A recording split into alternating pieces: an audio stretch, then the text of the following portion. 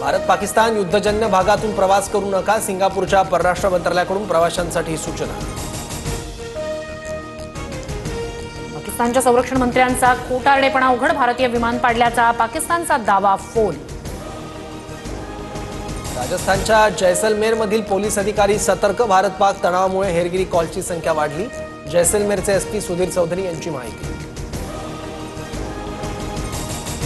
पाकिस्तानातल्या पेशावर विमानतळावर नागरिकांची पळापळ, इस्लामाबाद, लाहोर, पेशावर, कराचीत परदेशी विमान सेवा थांबवली।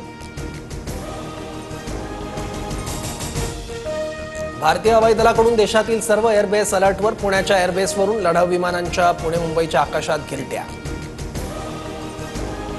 नागपुरातील माजी वायुसैनिक संदेश सिंगलकर यांनी वायुसेनेत परतण्याची परवानगी मागितली। संदेश सिंगलकर यांनी हवाई दलात 16 वर्ष सेवा बजावली, कारगिल युद्धातही होता सहभाग।